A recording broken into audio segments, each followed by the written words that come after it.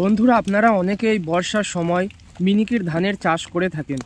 আর এই সময়টা হচ্ছে মিনিকির ধানের কাজস্থর এবং শীষ বার হওয়ার একটা পারফেক্ট টাইম। আপনারা যারাই মিনিকের ধানের চাষ করেছেন তাদের হয়তো 90% মানুষেরই এই সময় আপনার শীষ বার হচ্ছে। তো এই শীষ বার হবার মুহূর্তে আপনারা শেষ যে ওষুধটি, শেষ স্প্রে কি করবেন যাতে আপনার ধানটি চকচকে, দানাদার এবং পুষ্ট হয় এবং ফলনও কিন্তু কিছুটা হলেও বৃদ্ধি পায়। তাই এই ভিডিওটা না টেনে সম্পূর্ণ দেখবেন। নমস্কার বন্ধুরা, আমি শেখ আজিম, আপনারা দেখছেন agri support and advice YouTube channel. দেখছেন এখন প্রচণ্ড কিন্তু বৃষ্টি হচ্ছে, আমি ছাতার তলায় বসে ভিডিওটা শ্যুট করছি। তো এই বৃষ্টির মধ্যে আপনাদের ধানে কিন্তু রোগ লেগেই যাবে, অর্থাৎ যদি নাও লেগে থাকে পূর্বে, এখন কিন্তু লাগার সম্ভাবনা 90%। অর্থাৎ আপনার ধানে খোলা পচা এবং হাজা যে রোগটি হয়, শীষ পচা, এসব বিভিন্ন রোগের প্রকোপ দেখা দেবে। তাই এখন আগাম আপনারা এই বৃষ্টি ছাড়লেই কিন্তু একটি স্প্রে করে দেবেন। এর জন্য ডিটেল ভিডিও আমার চ্যানেলে দেওয়া রয়েছে, আই বাটনে দেখতে পাবেন এবং ডেসক্রিপশনেও তার লিঙ্ক দেওয়া থাকবে, সম্পূর্ণ দেখবেন। এরপরে আসি, আপনারা যারা এই মিনিকির ধানের চাষ করেছেন বর্ষাকালে, ভারত এবং বাংলাদেশের চাষিদের জন্য আমি একটি শেষ স্প্রের কথা বলবো, যেটি কিন্তু আপনারা এখন করতে পারেন যাতে আপনার ধানের ফলনও ডবল হয়ে যাবে। দেখুন চাষি ভাইরা, আমি কিন্তু একটি চাষি ঘরের ছেলে, নিজেও চাষবাস করে থাকি। তাই আপনাদেরকে যে ওষুধটি বা যে ট্রিটমেন্টটি বলবো সেটি আমি নিজে জমিতে আগে ব্যবহার করেছি বা ব্যবহার করেছি, কিংবা অন্য কাউকে দিয়ে আগে ব্যবহার করিয়েছি, তারপরে আপনাদের কাছে কিন্তু ভিডিও নিয়ে আসছি।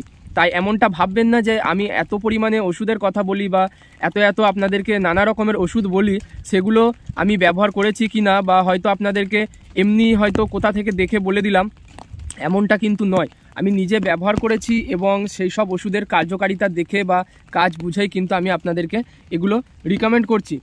তাই দেখুন আজকের এই ভিডিওটা আপনারা সম্পূর্ণ দেখবেন, ভালো লাগলে একটা লাইক করবেন। আজকে এমনি শরীরটা একটু খারাপ, পড়াশোনা, চাষবাস, শরীর খারাপ, এর মধ্যে দিয়েও কিন্তু আপনাদের জন্য ভিডিও বানাচ্ছি। তাই ক্ষুদ্র প্রচেষ্টা যদি একটু আপনাদের ভালো লাগে তাহলে এই বন্ধুটিকে একটি লাইক দেবেন। চ্যানেলে নতুন হলে আমাদের সাথে জুড়বেন। আমাদের চ্যানেলের সঙ্গে জুড়ে কিন্তু আপনারা ভবিষ্যতে চাষবাস সম্পর্কে অনেক কিছুই জানতে পারবেন। বিভিন্ন টপিকের উপরে ভিডিও আসবে, সেগুলো কিন্তু আমি আপনাদেরকে জানাবো। তো আসুন এবারে আমি আপনাদেরকে বলি, ভারতবর্ষের যে চাষি ভাইরা তারা কিন্তু কি ব্যবহার করবেন এই কাজস্থর বার হবার পরে, বা যাদের শীষ অলরেডি বার হয়ে গেছে এবং শীষটি কিন্তু এইভাবে, ঠিক দেখুন স্ক্রিনে দেখাচ্ছি, এইভাবে ঝুলে গেছে। তো এই শীষটি এইভাবে ঝুলে গেছে মানে আপনার ধানে কিন্তু এখন এই যে দুধ গঠন হচ্ছে, ধানের ভিতরে যে সাদা অংশটা, সেটা প্রথম দিকে কিন্তু এরকম নরম একটা তরল অবস্থায় থাকে, যেটাকে আমরা ধানের দুগ্ধ অবস্থা বলি। তো এই দুগ্ধ অবস্থায় আপনাদের ধানে কিন্তু খাবারের কমতি গেলে হবে না। যদি খাবারের কমতি থাকে, এখানে আপনারা 05234 ব্যবহার করবেন, স্প্রের মাধ্যমে দিতে পারেন।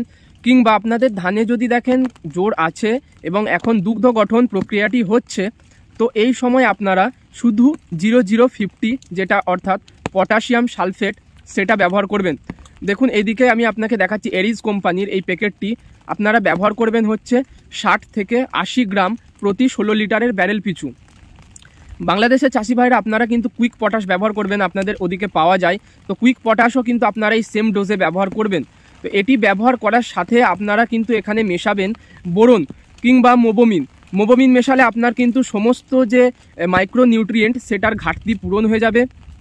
এই বোরনের কাজটি কি জানেন? এখন জানেন যে ধানে আপনার কোষ বিভাজন ঘটছে, অর্থাৎ ভিতরে যে দুগ্ধ অবস্থাটি রয়েছে সেটি কিন্তু ক্রমাগত ডবল হয়ে আপনার ধানটি কিন্তু এক সময় গিয়ে শক্ত হয়ে যাবে। তো এই দুগ্ধ প্রক্রিয়ার সময় আপনার কোষ বিভাজন বাড়ানোর জন্য বোরনটি ব্যবহার করতে হবে। বোরন কোষ বিভাজনটাকে ত্বরান্বিত করে, তাই বোরন ব্যবহার করবেন। সাথে মলিবডেনাম, জিঙ্ক, এগুলি আপনার ধানের যে ওই পতাকা পাতা হয়, দেখুন আমি এদিকে দেখাচ্ছি, এই পতাকা পাতাটিকে কিন্তু সুরক্ষা রাখবে, অর্থাৎ পতাকা পাতাটিকে সবুজ রাখবে। জানেন আপনারা যে এই পতাকা পাতাটি যদি রোগমুক্ত এবং গাঢ় সবুজ হয়ে থাকে, তাহলে আপনার ধানে কিন্তু ফলন অনেকটাই বেড়ে যায়। আমি আরও একটি কিন্তু ওষুধ বলবো, যেটি আপনারা জমিতে অবশ্যই দেবেন, কারণ আমি বিগত বছরে এটি ব্যবহার করেছিলাম এবং এর রেজাল্ট কিন্তু আমি খুব ভালো পেয়েছি। সেটি হচ্ছে সিনজেন্টা কোম্পানির ইসাবিয়ন। অনেকে আপনারা সবজিতে ব্যবহার করে থাকেন। এর মধ্যে আছে জৈব উপাদান এবং অ্যামাইনো অ্যাসিড। তো এটি ব্যবহার করবেন। এতে কি হবে, আপনার যে ধানগুলি সেগুলি অত্যন্ত কিন্তু মোটা মোটা হবে এবং দানাদার হবে, এবং খুব তাড়াতাড়ি কিন্তু বোরন ব্যবহার করলে আপনার ধানটি পেকেও যাবে খুব কম সময়ের মধ্যে। তাই এগুলি ব্যবহার করুন। শেষ শিডিউল স্প্রে এটি করুন। এরপরে আসি বন্ধুরা, যদি আপনারা দেখেন আপনার ধানে জমির আশপাশ দিয়ে আসবেন, যদি দেখেন মাজরা পোকা থেকে থাকে না, তাহলে আপনারা মাজরা পোকার জন্য চিতা ম্যাক্স, আমি পাশে ওষুধটি আপনাদেরকে দেখাচ্ছি, এই চিতা ম্যাক্সটি ব্যবহার করবেন। চিতা ম্যাক্সে আমি কিন্তু আগেও ব্যবহার করেছি বোরো ধানের সময়, সেখানেও আমার মাজরা প্রচুর পরিমাণে কিন্তু ছিল, সেই মাজরা আমার নিয়ন্ত্রণ কিন্তু হয়েছিল। এছাড়াও আপনারা এখানে প্রোফেনোফস সাইপারমেথ্রিনের কম্বিনেশন অর্থাৎ প্রোফেক্স সুপার ব্যবহার করতে পারেন, কিংবা 505ও কিন্তু ব্যবহার করতে পারেন, এতেও কাজ হয়ে যাবে। ওষুধগুলি বিকেলের দিকে স্প্রে করবেন, তাহলে কিন্তু বেটার আপনারা রেজাল্ট পাবেন। রোদের মধ্যে কোনো রকমই কিন্তু স্প্রে করবেন না। আর এই সময় আপনারা ওই ওষুধের সঙ্গে অবশ্যই সিলিকন বেসড আঠা কিংবা এক পাতা শ্যাম্পু ব্যবহার করবেন। এই শ্যাম্পুর উপরে আমি কিন্তু বিস্তারিত ভিডিও নিয়ে এসেছি, যে শ্যাম্পু ব্যবহারে আপনার ওষুধ কীভাবে কার্যকারিতাটা ডবল হয়।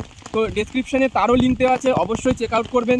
দেখছেন বৃষ্টিটা কিন্তু প্রচুর পরিমাণে বেড়ে গেছে, এবং এর মধ্যেই কিন্তু আমাকে বসে আপনাদের জন্য ভিডিও করতে হচ্ছে। তো এই স্প্রেগুলি কিন্তু আপনারা এই বৃষ্টি ছাড়লেই অবশ্যই বিকেলের দিকে করে দেবেন, কারণ সকালের দিকে আপনার এই সময় যদি শীষ বার হচ্ছে, অর্থাৎ এই সময় আপনার কিন্তু সকাল 8:30 অবধি পরাগ মিলন ঘটে থাকে। আর ধানের পরাগ মিলনটা কিন্তু বাতাসের মাধ্যমে হয়, অর্থাৎ এটি হচ্ছে উইন্ড পলিনেশন বলে এটাকে। এই উইন্ড পলিনেশনে আপনার কিন্তু কোনো পোকা বা মৌমাছির প্রয়োজন হয় না, এটি জাস্ট বাতাসের মাধ্যমে অটোমেটিক সেলফ পলিনেশন ঘটে যায়। তাই আপনাদেরকে লক্ষ্য রাখতে হবে যে এই সময় অবশ্যই যেন আপনারা কোনো পোকার বা মাজরার ওষুধ সকালের দিকে, কোনো কিছুরই ওষুধ কিন্তু এই ফার্স্ট সকালে আপনারা স্প্রে করবেন না।